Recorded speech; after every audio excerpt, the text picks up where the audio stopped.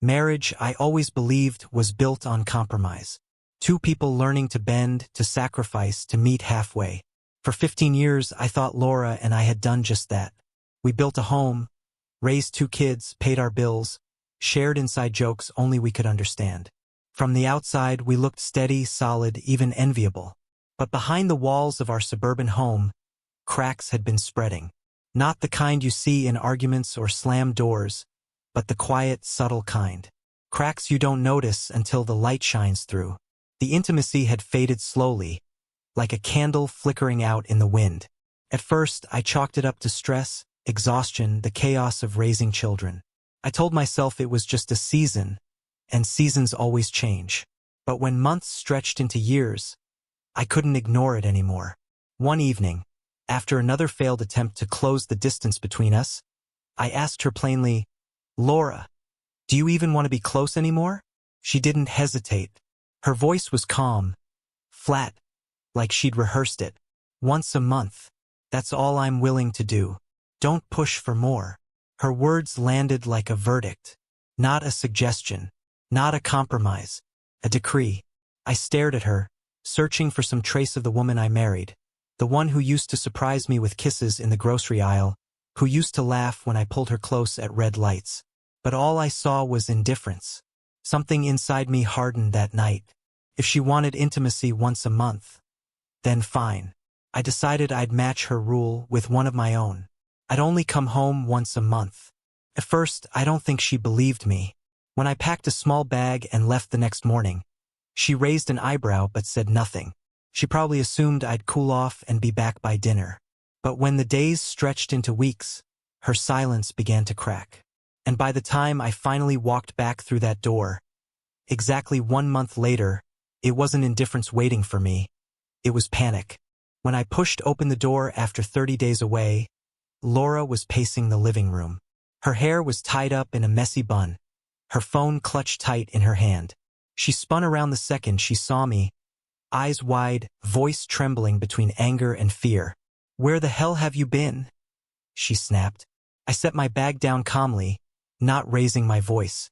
"Once a month, right? That's what you said." "So, I came home once a month."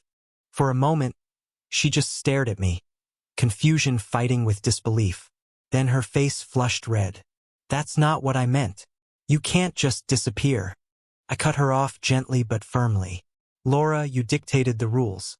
You decided how often we'd connect, how often we'd share something as basic as intimacy.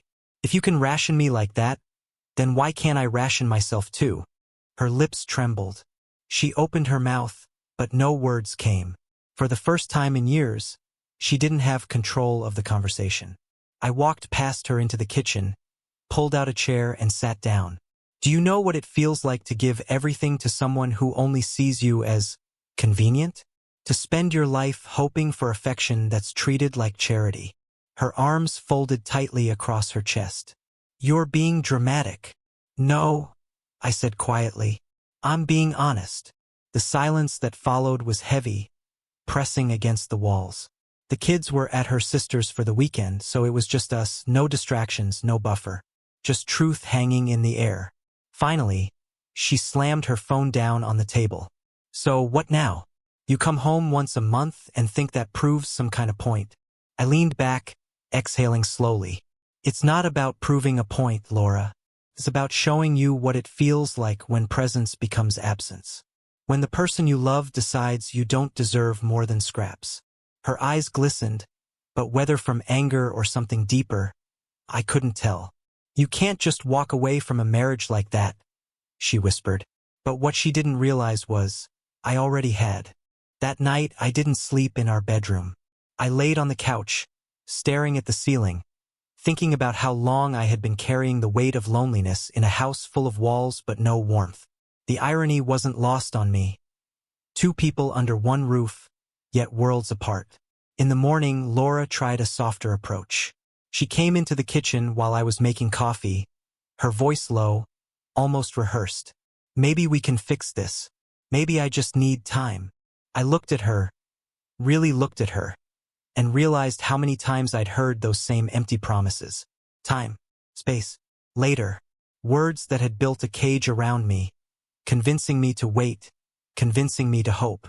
Laura, I said carefully, I gave you years of time. I gave you patience, effort, loyalty. And in return, you gave me schedules, appointments, excuses.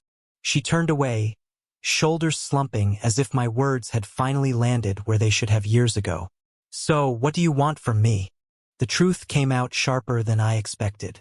I want a wife who actually wants me, not a roommate, not a business partner, a wife.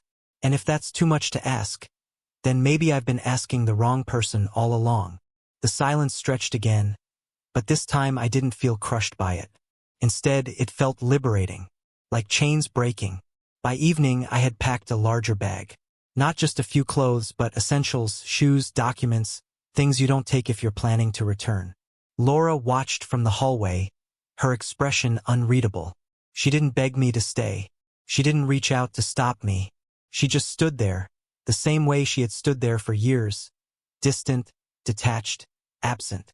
I paused at the door, waiting for some sign, some flicker of the woman I once knew. But nothing came, and in that nothingness, I found my answer.